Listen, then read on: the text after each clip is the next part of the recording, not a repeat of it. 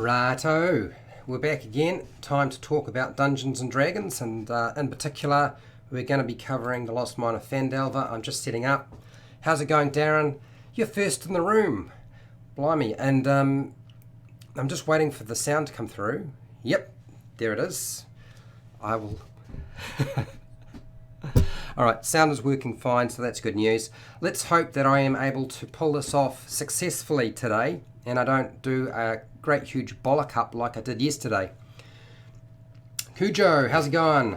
Everything's pretty good actually. I've got some news after the video, after the presentation, but look, if you're re-watching this, you'll find the start time down in the description, and I will do my very best to make sure all of my transition screens actually come through this time, which is why the combat tutorial didn't work out too well yesterday. But anyway, we'll see how we go. Now, if you're not familiar with my live streams, what I tend to do is I present everything first, and then once I've done that, I open it up for questions. And if you wanted to say hi to me, if you want to give feedback, if you had a different experience, if you disagree with me, or you would like to add something, I find a lot of people add really useful and juicy information to the ends of these videos. Even though I have lots to say and have done a bit of research, there's usually somebody else out there that has some great feedback. So hang around for that if you're part of the live stream. Okay, so let's get started. Let's find my OBS transition scene. There we go. Let us make things happen. Hi, welcome to HowtoDandD. My name is Fred Wheeler, and today I want to talk about Dungeons and Dragons. And in particular, we're going to talk about the Lost Mine of Phandelver. But first, I would like to point you to the opening scene or screen that you see, the Goblin King. We're talking about the Goblin King today. And I was thinking about Labyrinth and David Bowie. And of course, we all know David Bowie from the Labyrinth. And then we've got the Hobbit and the Goblin King from there. And when I saw the two variations, it just sort of struck home with me that really what we needed in the Hobbit was a dance scene. It would have made all the difference. I don't know that we needed a scrotum chin dance, but some sort of dance scene would have gone down really, really well. So, as I said, this is a Lost Mine of Phandelver Dungeon Master Guide, which means there is definitely going to be spoilers within this presentation. So if you are playing the game as a player, it is time to leave. If you are a Dungeon Master, stick around because we have a whole lot of really useful information for you. And today's topic on the Lost Mine of Phandelver is King Grol, who is the main leader of the Cragmaw goblins, or more accurately, the Cragmaw goblin tribe, and it consists of a whole lot of different goblinoid types, you might say. Where does this particular individual live? He lives in Cragmaw Castle. This is his stronghold. This is where he hangs out with all of his goblin horde. Not to say that they're always there all the time. Of course, they're doing their thing around that location, but the vast majority of his forces are located at this castle. Should you be stupid enough to go and venture there, you will find him with a fairly significant force, and of course it's full of traps and things like that. The thing about King Grol is he's the first time the players really have to deal with a significant threat who has the one individual they have been tracking down. King Grol has Gundren Rockseeker. He also has the map that Gundren Rockseeker made that shows the Lost Mine or Wave Echo Cave location or entrance, which is essentially what this whole story is all about, really. It's about Gundren, the mine, and that location, and finding that location is really the key thing behind everything. Now, what makes up the Cragmaw goblin tribe? They are a bunch of marauding goblinoid or goblin hold tribes or groups that are scattered around. Some of them are rivals, so they're not actually sort of, they don't really like each other. They're kind of disorganized to a large extent. They're not, it's not like they hang around and they know exactly what they're going to do. And they run right through the area between Tribord Trail and the Neverwinter Woods. This is what makes up the Cragmaw tribes. But, of course, it's all very well having a group of goblins. You need somebody to lead them, and really there's only one choice when it comes to that. There's only one chieftain that grudgingly they accept as their leader for the Cragmaw tribe, and that is King Grol. He's the only one capable of pulling it off. And why is that? Well, because he's fierce. He's an old battle-hardened bugbear. He's actually quite tough. He's quite strong. He might be old, but he doesn't play by everybody else's rules. And that's what really makes him stick out the most. King Grol rules the Cragmaws with pure intimidation and fear and threats. That's how tough this bugbear is. Now, King Grol has aged. He's a bit stooped, his shoulders are a bit stooped, his back is beginning to hunch over, but that doesn't really matter because it's King Grol. King Grol might be old, but he's still quite agile and actually quite strong. He's quite demanding and vindictive, even of individuals or members of his own tribe. And to make sure that he doesn't wind up getting his throat slit in the middle of the night by some of the goblins, because that's entirely possible, he has himself a pet wolf called Snarl, who also acts not only as his friend, or should I say trusted friend, because that's pretty much the only one he can trust. Snarl also acts as a sentry, particularly when he is sleeping at night and at other times during the day, but particularly at night. This is a wily king. He knows he needs to have some backup, and the wolf is what is his backup.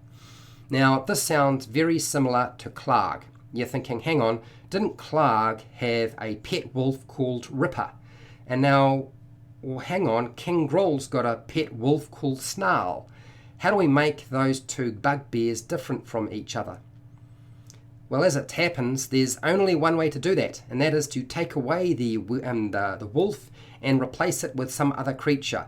Now, that's totally up to you. That's outside of the parameters of the adventure itself, but you could do it if you wanted to, and there's nothing wrong with doing that. What would you replace it with, though? I think a warg would be a good choice, but it's quite a tough creature, a warg, and quite intelligent in its own right. So would the warg be controlling the Cragmaw tribe, or would King Grol be controlling the Cragmaw tribe? So it's really up to you to determine how that's going to work in your own adventure. Now, King Grol is also attended by a female drow called Virith. Now, Virith is actually a doppelganger in disguise temporarily. King Grol doesn't know that Virith is a doppelganger, but she's there for a particular reason, and that reason is to deliver a message. That message comes from the Black Spider, and it's been sent to King Grol, and essentially her job is to collect the prize, and the prize being the map and Gundren Rockseeker. For those of you who haven't figured it out, I'm sure you have. I'm sure it's not that hard to figure out. In fact, it's probably pretty easy. So Virith has come to collect Gundren Rockseeker and also the map that shows the entrance to Wave Echo Cave from King Grol. Once she's got that particular, those two prizes, that's going to be pretty much the end of their relationship. King Grol is not required after that, other than to keep pillaging the roadways, which he would have done anyway without the Black Spider asking him to do so. So it wasn't going to be a big issue, really. Now, one of the things you'll find is that the adventure sort of talks about there being a relationship between the two in terms of, Gundren Rockseeker and that map being acquired by the Cragmaw goblins, and really they're doing that for the Black Spider and Nesnar, the Black Spider. But things have sort of developed a little bit since then. What has happened is King Grol is trying to sell the map to Virith rather than surrender it for the standard price that was originally agreed upon. What did you expect? It's a bugbear. He's tough. He knows how to negotiate. So King Grol and Virith are currently in negotiations trying to get a price for the Wave Echo Cave entrance map. And as for Gundren Rockseeker is going to be killed pretty shortly as soon as Virith has had a chance to talk to Gundren, find out what he knows and who he has actually told about the location of Wave Echo Cave. Once Virith has that information, then really Gundren has no further use to her or the Black Spider, and King Grol really doesn't see Gundren or the map as any other use to him other than money and power over somebody else. Makes perfect sense to me. So King Grol, what happens if King Grol is warned by his Cragmaw goblins in the castle? He holds Gundren Rockseeker hostage, and he is ready and quite prepared to kill the dwarf if the PCs don't back off and surrender. Now, when I say back off and surrender, what I really mean is if they decide to play hardball or get tricky with this bugbear, it's not going to go down well. It's not going to go down well at all, because the only thing that Gundren is worth is essentially a little bit of cash as far as King Grol is concerned. So he is not only going to be, in the very first scene, going to be saying, drop your weapons and surrender. And if they don't do that, that's it. Gundren's throat is probably going to get slit and that map is going to get burnt. So it's important that the players understand what the stakes are. They are going to be forced into a situation where they have to make the choice whether they allow Gundren Rockseeker to die or they take down King Grol and his forces. Because if they don't make that choice, they can't have both. In all likelihood, unless they're incredibly smart and clever and can do this, get Gundren out without anybody noticing what's going on, Gundren is probably dead meat. Now, in my own adventure, I found that the players were mostly dungeon masters, and the combined brain power of all those dungeon masters and the fact they were about level 3 or 4 when they tackled this location meant that as a result they did a phenomenal job and pretty much made a mess of the whole situation. And you know, a lot of individuals died, but things worked out pretty well for them overall, and I was quite nice about it. What I decided was that even though Gundren Rockseeker, and I probably wouldn't do that again, even though Gundren Rockseeker is an NPC, if the final blow was struck, I decided that Gundren Rockseeker wasn't dead and there would be the opportunity to have death saving throws take place. And I found the players really wanted that. It's up to you how you decide to do that. You do not have to do it that way. That's just what I did in my game when I was running it. But I feel like now that I've run the adventure a couple of times, that if I were to do it again, I probably wouldn't make that choice. What I would do is I would force my players to have their characters make the hard choice between surrendering to King Grol and not losing Gundren Rockseeker right then and there, or they kill King Grol or attack King Grol and his forces and they lose Gundren Rockseeker. That's just how I would see it.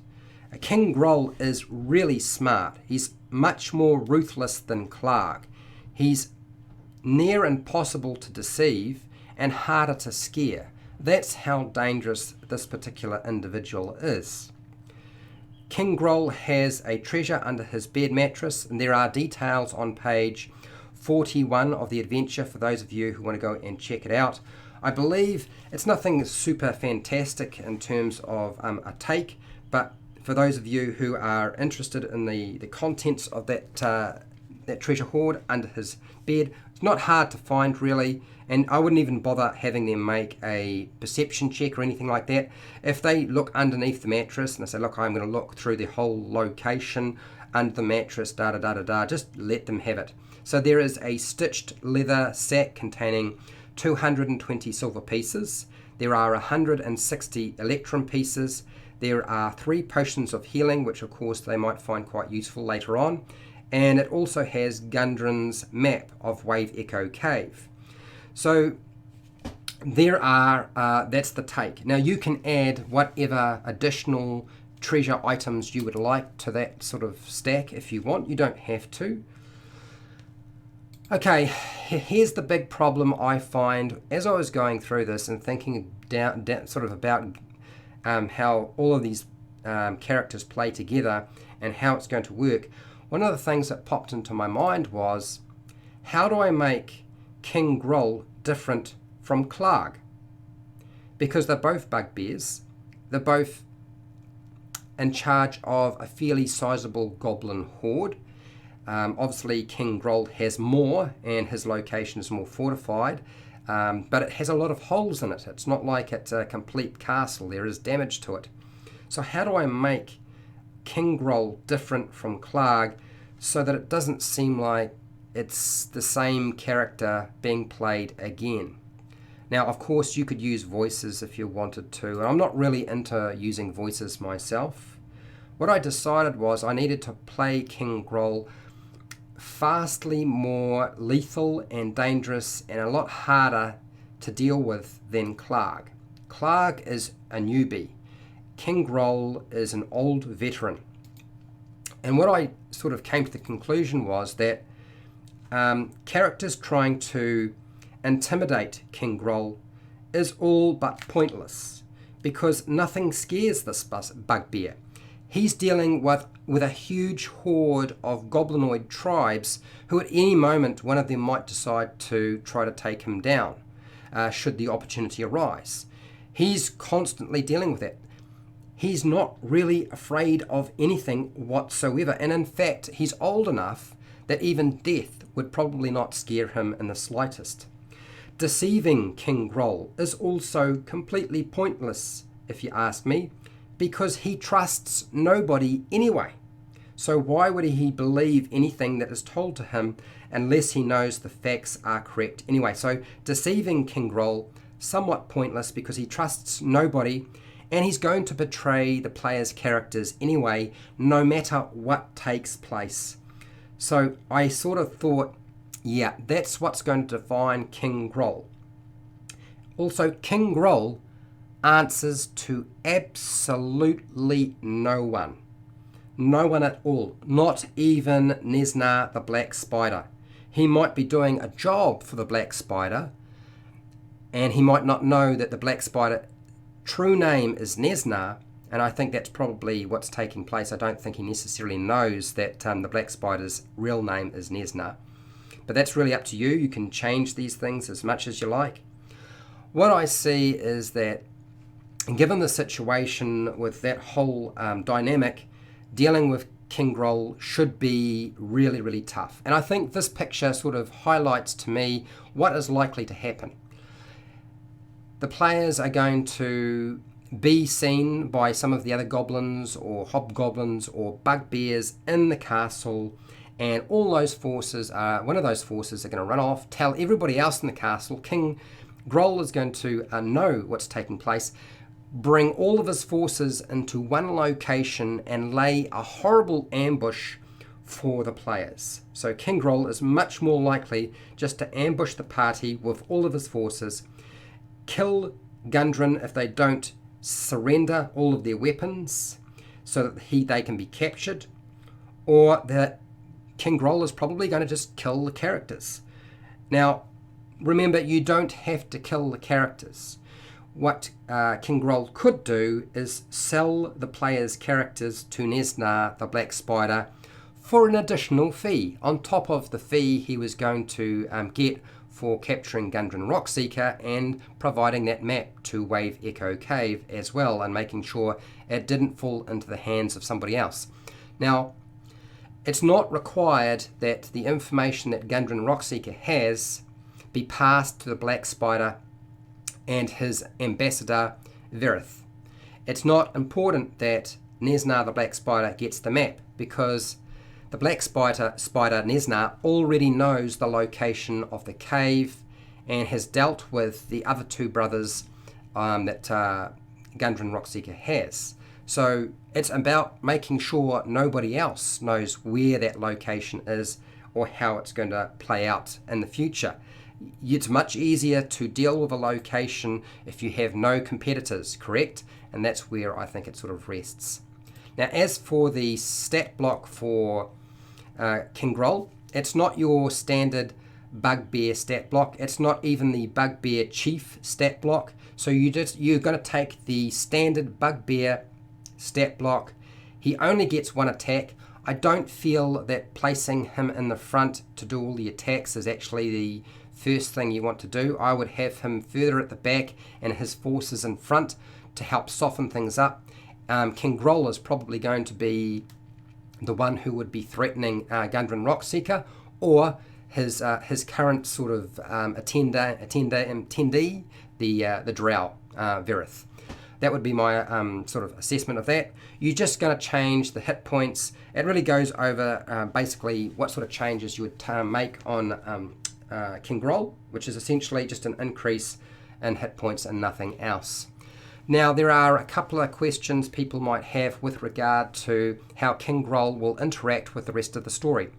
I don't believe that King Grol cares in the slightest what happens to Phandalin. I don't even think that King Grol cares about taking control of Phandalin. It's not the sort of thing he needs. It's unimportant. He already has more than enough to deal with his own tribe, and so getting into the logistics and politics of dealing with a human or a civilized town would be just strange. It wouldn't make sense. It's very un-Bugbear-like-ish, if you ask me. What about the Cult of the Dragon? What about the cultists that are in Thunder Tree? Would he have any link to any of them? I don't believe so. I think that if you wanted to create a link between the Cult of the Dragon, who are currently in negotiations or trying to get up the courage to negotiate with the dragon there in Thunder Tree, I don't think that King Grol has anything or any part to play in that. Would King Grol have anything to do with the Red Wizards of Thay and Hummin Cost, who is at Old Owl Well? No, I don't believe that he's got any interaction with any of them whatsoever. Would King Grol have any interactions with the dragon Venomfang? I believe no. One factor I think that stands out is that Venomfang is fairly new to the area, and so unless you are sort of stupid, you might go and sort of try to seek out a dragon, but that's the sort of thing that players' characters do. It is not the sort of thing that a wily, smart chief does. And he's smart enough to know that dealing with a dragon is bad news, even a young one. What you do have to contend with is the possibility of the orc pack that is currently on patrol returning. Now, you can have them return just as things are starting to unwind or fall apart for King Grol, or you could have them show up when King Grol has been dealt with, or when King Grol has captured or killed some of the players' characters. Totally up to you. That is certainly one area, I think, out of the entire adventure that you certainly need to consider how that's going to play in with King Grol. And as I said, King Grol trusts nobody, so it's entirely possible that you might find yourself in a situation where there's the interplay between a number of different characters in the same location. But how complicated do you want to make that is totally up to you. So that's everything I have to talk about with regard to King Grol, most of which there's plenty of information in the adventure if you ask me. I don't think you need to read between the lines too much. I think it's all pretty much there. So if you found this useful or informative, please share and like the video. If you're not already subscribed to my channel and you like this sort of thing, I do this sort of thing pretty much every single week. So subscribe, hit the bell button to be notified when I go live and when I publish new videos. If you want to support my channel, you supported my channel by watching this video, and I have hundreds more, and there's a whole series on the Lost Mine of Phandelver, and you're welcome to go and check them out and see what you think. Disagree with me, agree with me, or find something useful. There's often a lot of videos that are sort of very keyed into the sorts of things that people tend to ask. Now, I don't do Patreon, but down in the description I have affiliate links to the book depository and Amazon where you can buy stuff online. I get a small commission, you pay exactly the same price, just go through the link, buy what you want. You don't have to buy the thing I've linked to. You know the story, it's all that sort of thing. And that supports me continuing to do videos like this.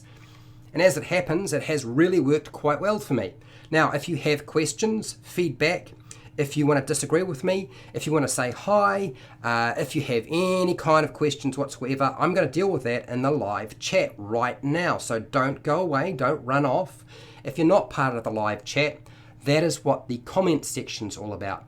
You can type in your questions and your feedback and whatever you want to ask or say down there. And I generally respond to most of my comments. So there's a good chance you will get a response, which is always nice, isn't it? Okay, now, that is where we finish, and I'm going to say, till next time, keep rolling those 20s.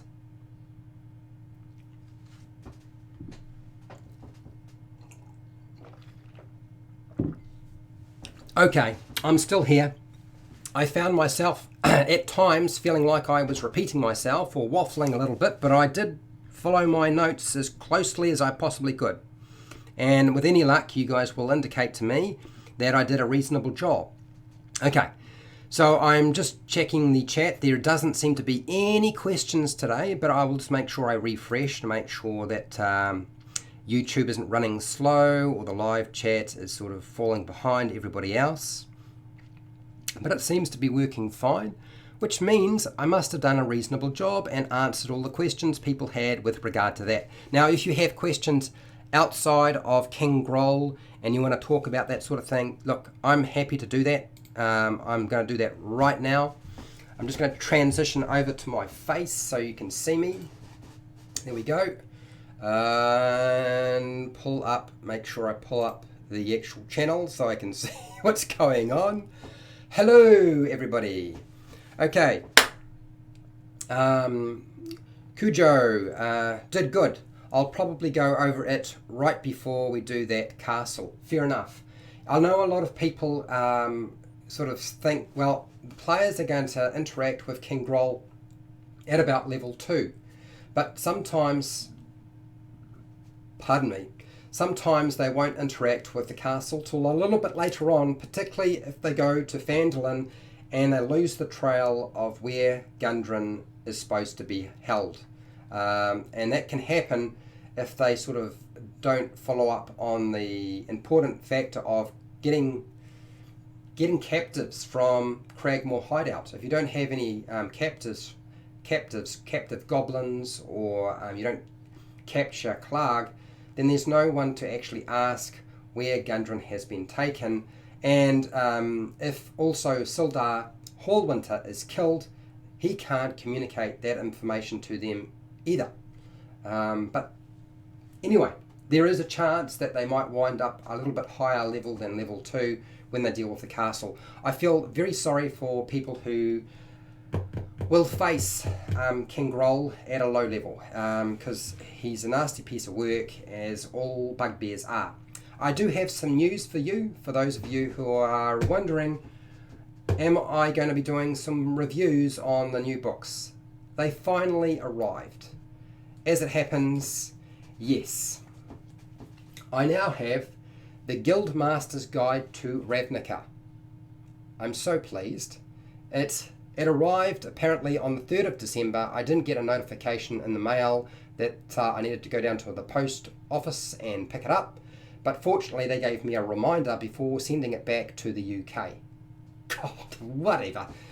What is it with my my mail service? Oh, that's right, it's in New Zealand, and this is a place where our mail service is so bad, they either drop it in a puddle, drive over it, lose it, or it gets delivered and then they decide that there's not enough space in your post box, you know, in the box that you're supposed to stick stuff, and they leave it at the post office and they don't leave a little note, or the snails eat my little note, or I mean, who knows, or some little kid pulls it out of there and takes it home. Who knows? I don't know what's going on.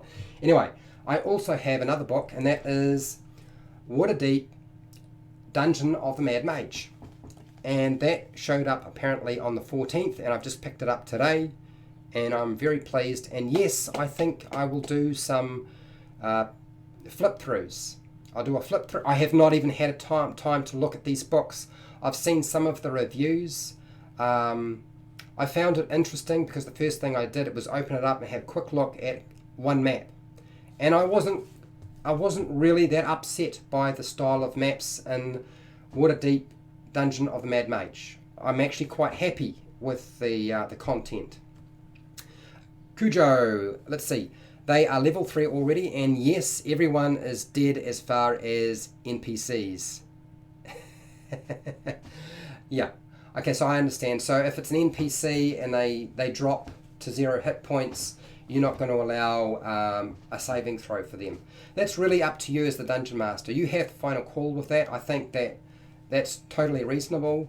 I think that, you know, when you think about an NPC who's on 0 hit points but is stated as being unconscious, that are knifed to the throat by a very angry and threatening bugbear called King Grol, or anybody else that goes is probably going to do the job, because remember, Gundren is not a superhero or a major hero like the player's characters are. It's a very different sort of dynamic, but that's your call as the Dungeon Master. Cujo, we are definitely doing Mad Mage after phandelver. Well, I think it could play in quite nicely. I think that's certainly an option. It would give them a big scope. I don't believe that there will be enough content in the book. I'm not completely sure, but I don't believe there's enough content to do XP. I think you would have to go milestones to level them up. And I think some of the levels might actually level them up faster than you want them to, and also maybe slower if they don't do the entire level anyway. So I thought what I would do is I would show off Waterdeep Dungeon of the Mad Mage next week, rather than doing my Lost Mine of Phandelver standard Dungeon Master guide, which is what I'm doing today. And really, the deciding factor are people in the chat right now or in the comments saying, Fred, I would prefer to see Dungeon of the Mad Mage and a flip through of that book. And if you don't want that, and you want the Lost Mine of Phandelver Dungeon Master guide again, rather than look at the book next week, then you'll say, I want the Lost Mine of Phandelver Dungeon Master guide. And that will determine what I do. I'm going to go with the death saving throw concept. So 3 people, three people saying one or the other, whether it's going to be Lost Mine of Phandelver or will it be Dungeon of the Mad Mage. And I might put that up on the community tab so that you guys can have an opportunity to ask about it, or at least see it. What's that, Darren? Hi Fred, looks like my comments weren't going through on mobile. So you have been talking the whole time but the mobile's not working.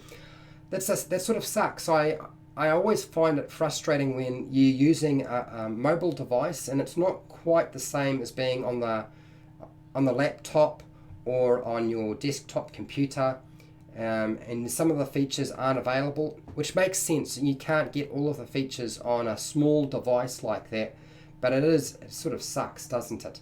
Were there a number of questions you wanted to ask, Darren, or is it information we don't need to worry about, or do you want to put it into the comments section once this video is published by YouTube? You let me know before I disappear. But I'm going to take a drink of water. For those of you who are wondering what happened to and weren't part of the live combat tutorial that was supposed to take place yesterday, I'm going to do that again next week because it turned into a mess. I made a botch up. I didn't transition my screen. I didn't make sure on YouTube that it was playing when I was doing my presentation, so you couldn't see the maps and miniatures as I'm explaining how to use different spells. Just compliments on the video. Oh, thank you very much. It's all good. I like your take on Grol. Now, here's the thing. And I get a lot of comments from people with regard to how I pronounce something. So his name is Grol. Grol. Now, I pronounce that Grol. But you could also spell it Graul. Makes perfect sense to me. Yet what I find interesting is why do I get so many comments regarding the way I pronounce something, and yet none of the other channels I've seen have to deal with that at all. I don't get it. But Grol, Grol. I'm in New Zealand. Obviously, I'm not from the UK, so pronunciation of a word is slightly different. If you're in the United States of America, pronunciation might be slightly different again. It's the difference between saying tomato and tomato. It's actually the same word, and the pronunciation is slightly different depending on how you spell it. Spelling in my country is very different to America. Okay, just saying it for anybody who decides to make a comment about the way I say anything. I'm not from America, I'm not from the UK, and I'm not from Australia. Okay, thanks Cujo. Darren P. What's that, Darren? My spelling was incorrect. Been a while since I ran the portion of the module. I wouldn't worry about it. Do you know what I find interesting? I could swear if I was dealing with... this is the thing that I find frustrating running a channel, is I'm constantly having to incorrectly spell words for my North American audience, which there are far more of. And I never get comments on that. I never get a comment from anybody from the UK or from Australia or New Zealand or Germany or anything like that. It's weird. It's weird. Anyway, Alphabet. How's it going, Alphabet? How you doing? Great content, as always. I should really run Lost Mine of Phandelver again at some point.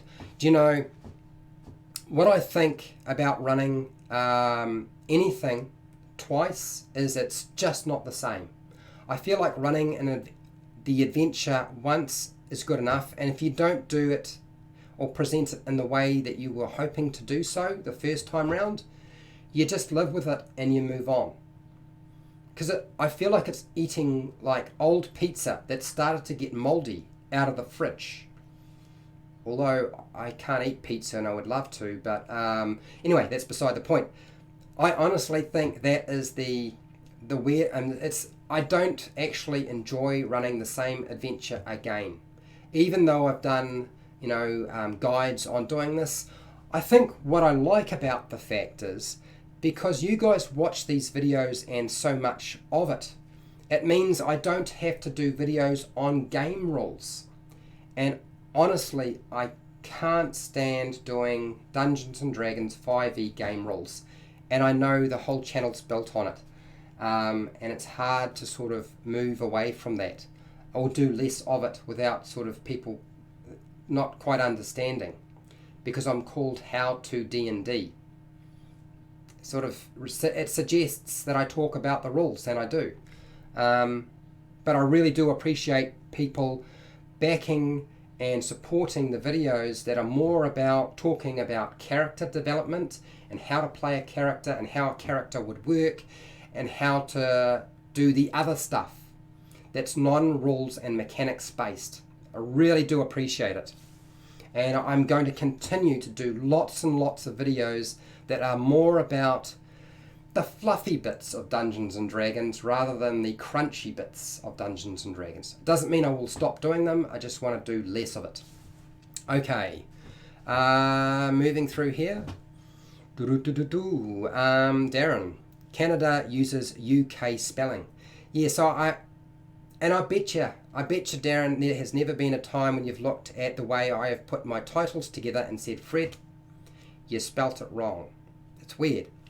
Anyway, just saying it. Darren, colour, humour, etc. Got to have colour. I've got the colour. That's the red hat. Humour. I don't know about humour. I think my humour is more dry and brittle, as I've said before, rather than wet and sloppy. Is it really how it's supposed to be? Or is it a slap in the face? One of those. Slap in the face, yeah. I'm not really the slapstick sort of person. I know North America is well known for slapstick. I'm not really wet and sloppy, and dry and brittle. I feel that's me. Anyway, or not funny at all. Kojo, I brought the Dungeon of the Mad Mage map pack for $10 US. I'll post pics on Facebook later. Awesome, good. I don't think I would buy the map pack because I could just photocopy these things. They only come in A4 size, and I could laminate them myself by just going down to the stationery shop after I've made photocopies and saying, here, please laminate these and I will pay you. And I could get them laminated. And then I could still use a dry erase marker on them like the original product that you can buy for who knows how much. I'm not saying you shouldn't go and buy the map pack, and if you do, that's cool, it's no problems. But I couldn't do it myself. Just don't make enough money, and I just can't see the worth in doing so. It doesn't make sense to me. What I would have loved is to have gotten a map, a full, big, blown out, full scale map of the Yawning Portal, the tavern location, which I used to have. If that had been printed and that was part of the map pack, I would feel very differently about doing it. Because that's really the only map that I really loved that I lost. And it's, I feel, the only map that's suitably useful to have, because you don't have to worry about drawing it out and everybody seeing everything, because it's a big, huge open tavern with a big well in the centre. And the number of people who have wanted that map has been just huge. I've had a lot of people ask about it.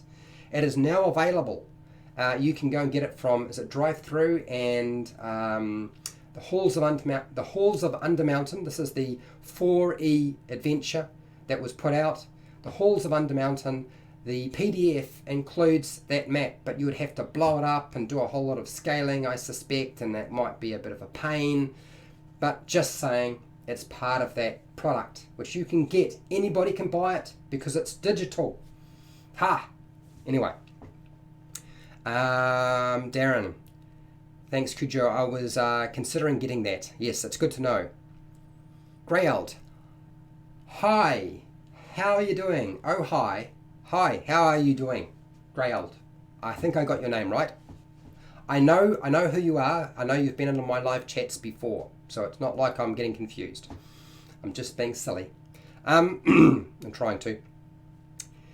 Yes, Cujo agrees. I am a dry humour sort of person. Yeah. Very brittle, on the verge of not being funny at all. Paul Coy, spelling it as colour. Exactly, that's it. Yeah, colour.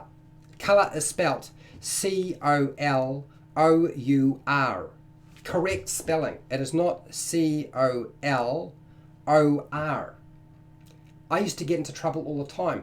Do you know, when I use the dictionary on my word processor, so something like Microsoft Word, every time I change it to New Zealand spelling, it goes back to the United States. Every single time. It's like it's built in purposely to do that to me. Anyway. Dear. I'm going to show that. Absolutely. I agree. There's no way I could pronounce that, but why not?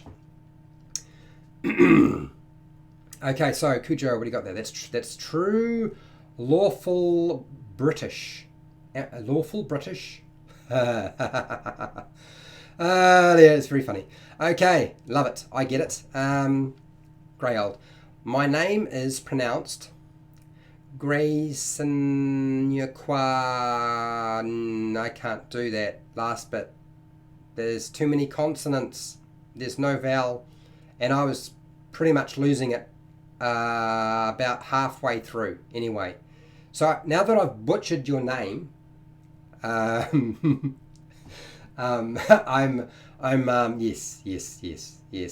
It's a joke. I got it. Anyway, look guys, I'm going to take off and before I lose my voice, and I'm going to try to spend a bit of time getting things organized. And you will let me know whether you want the Lost Mine of Phandelver or you want Dungeon of the Mad Mage as a flip through and a sort of a quick review. I don't think I would call it a review. It'll be more of a rant, that sort of thing. The sort of thing I'm doing right now. I'm very good at that. I think a lot of us are. Okay, I'm going to head off. You guys have a good night, morning, evening, afternoon, wherever you are in the world. And look after yourself, look after the people that you love, and I'll see you later.